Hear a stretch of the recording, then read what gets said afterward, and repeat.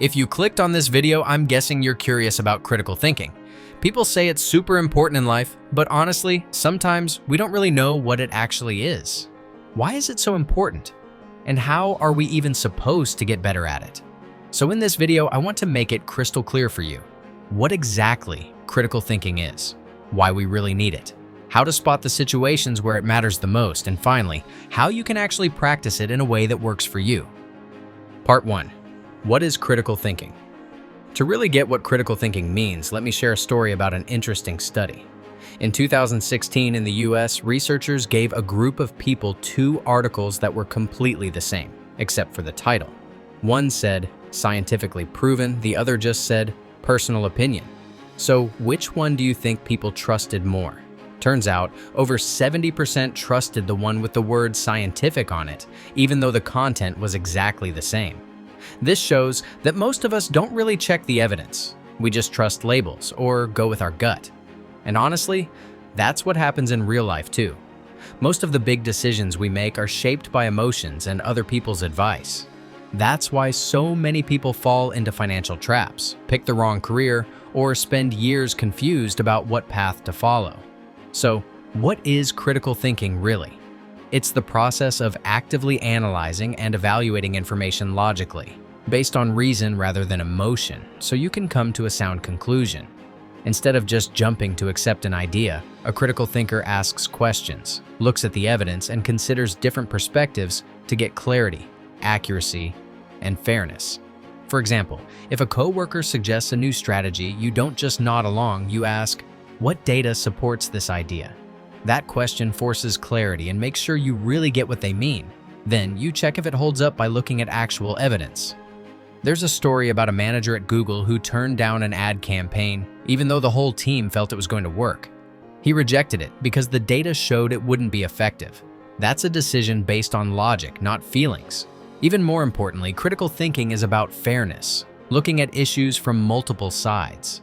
For instance, when debating about work policies, you don't just think about employee benefits like flexibility, but also the company's need for productivity. By combining clarity, accuracy, and fairness, critical thinking helps you make smarter choices and avoid mistakes caused by emotions or lack of information. It's not just a skill, it's a whole way of approaching problems in a smart, structured way.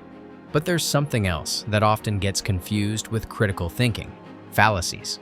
They look like logical analysis on the surface, but they're full of weak reasoning, like mental traps that trick us into believing things that aren't true.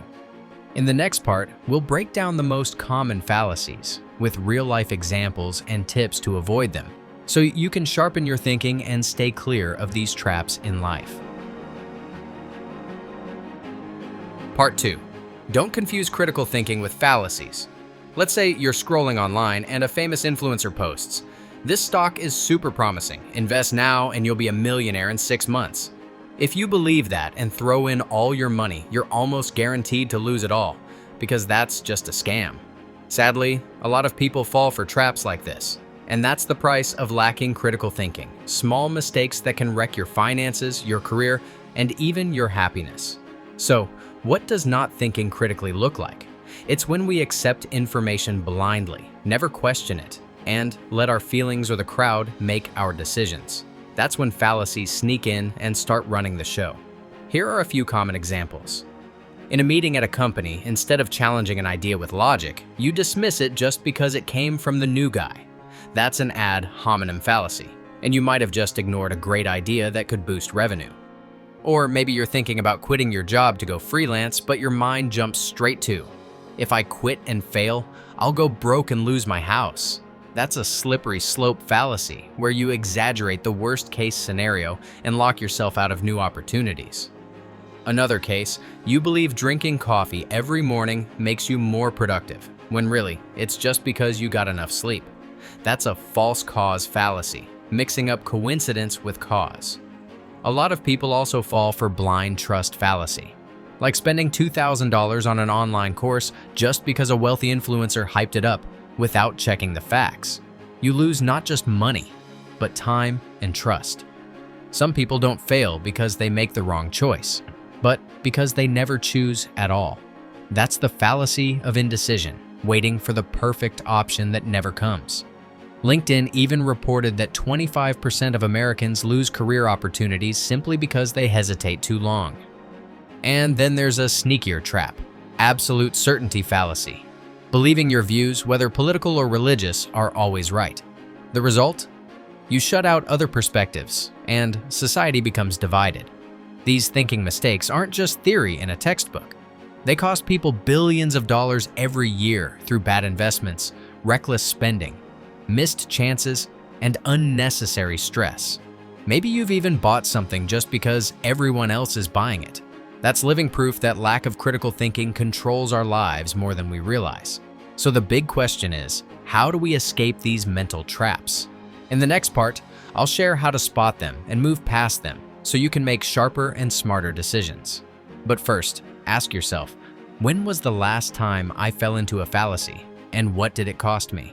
Because that simple question could be the very first step toward real change. Part 3. Escaping the traps of fallacies. If fallacies can make you lose money, opportunities, and even self-confidence, then what's the cure? The answer is critical thinking. With practice, you can train yourself to make sharper decisions. But what exactly should we work on? First, critical thinkers always start with curiosity. They don't take things at face value, they keep asking why. Just like kids who never stop questioning the world, they never assume they already know enough. Asking why 5 times gets you to the root of the problem, instead of just passively taking in information and forgetting it later. But curiosity alone isn't enough. Critical thinkers also have intellectual humility, the courage to admit they could be wrong.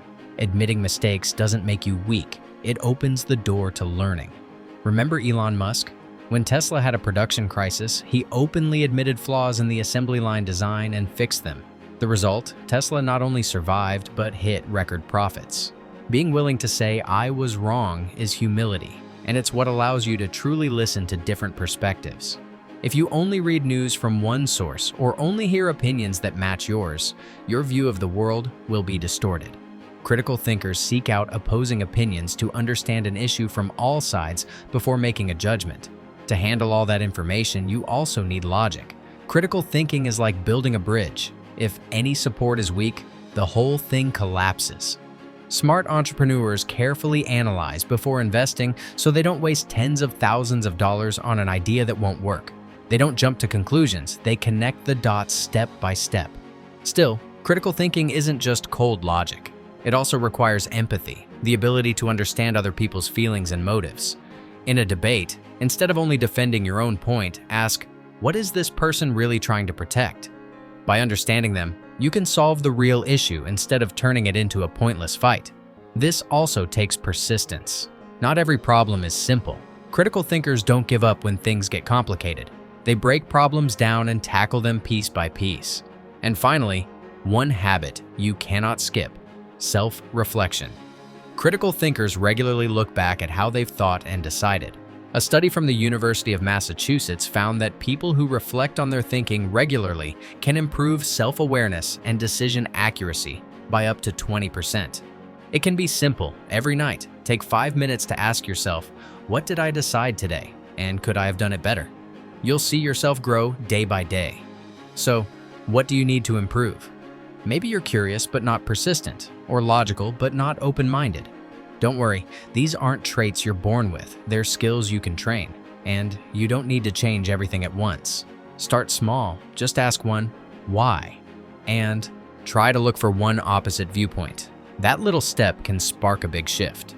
We've seen that lacking critical thinking doesn't just trap us in fallacies, it costs us opportunities, money, and confidence. And we've also seen that to escape these traps, we need curiosity, humility, logic, openness, empathy, persistence, and reflection. The key is turning these into daily habits. You don't need a huge change right away.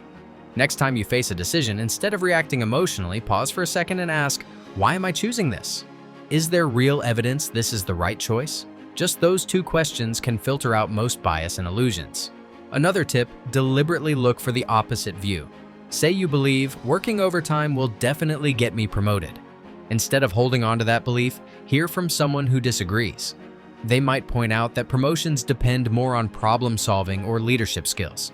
By letting other opinions challenge your beliefs, you expand your perspective. And here's one small but powerful habit. Spend 5 minutes each night reviewing just one decision you made. Did I base it on logic or emotion? Was there a better way? Do this regularly, and you'll notice your decision-making improve within weeks. Critical thinking isn't something you learn once and keep forever. It's a practice. The more you train it, the sharper you'll get. So hit that subscribe button to catch the next videos, where I'll share advanced techniques to boost productivity and make better decisions. And share this video with a friend who really needs to hear this.